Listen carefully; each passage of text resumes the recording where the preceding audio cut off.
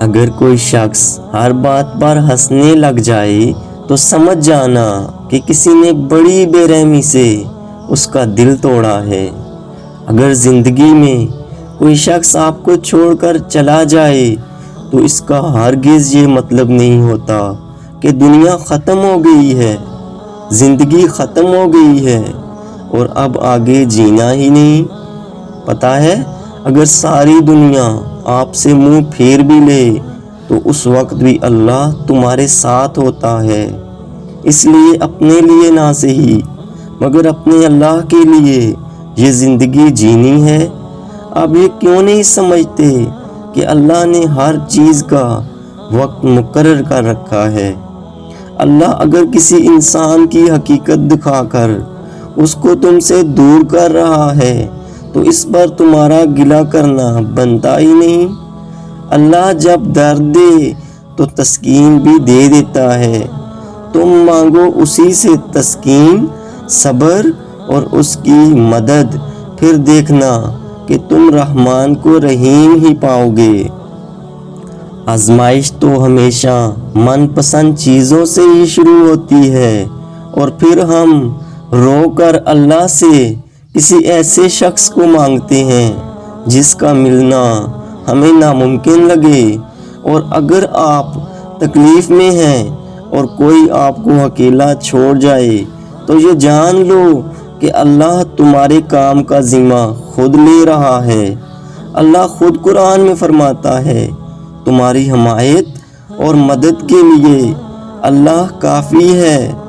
اپنی پریشانیاں، دکھ، تکلیفیں صرف اپنے رب کو بتایا کرو، اس یقین کے ساتھ کہ وہ سنے گا بھی اور جواب بھی دے گا۔ اور اگر اللہ کوئی چیز آپ سے واپس کر بھی لے تو اس پر اپنے رب پر بھروسہ کرو اور صبر کرو۔ یاد رکھنا، جب تم صبر کرو گے نا تو تمہارے راستے خود بخود بن جائیں گے۔ اس نے فرمایا ہوا ہے کہ وہ ہمیشہ صبر کرنے والوں کے ساتھ ہے۔ اور اگر ہمارے ساتھ رب ہے تو اس سے زیادہ خوشی کی بات تمہارے لیے اور کیا ہو سکتی ہے؟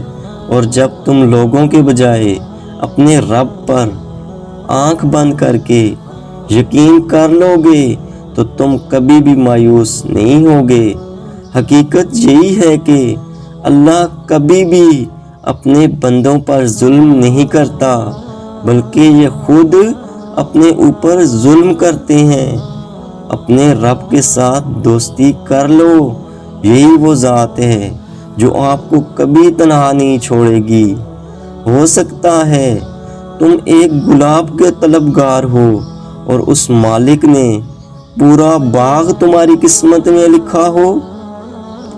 قرآن میں ارشاد ہے، ہو سکتا ہے ایک چیز تمہیں ناگوار لگے اور وہی چیز تمہارے لیے بہتر ہو، اور ہو سکتا ہے ایک چیز تمہیں اچھی لگ رہی ہو لیکن حقیقت میں وہ تمہارے لیے بری ہو۔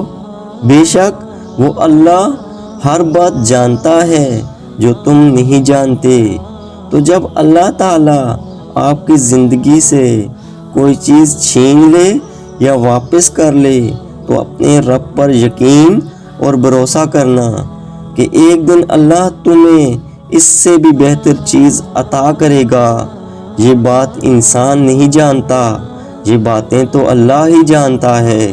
اس لیے اپنے معاملات کو اپنے رب کے سپرد کر دو اور اپنی چاہت کو اللہ کی چاہت بنا لو، پھر وہ بھی تمہاری چاہت کے لیے کن فرما دیتا ہے۔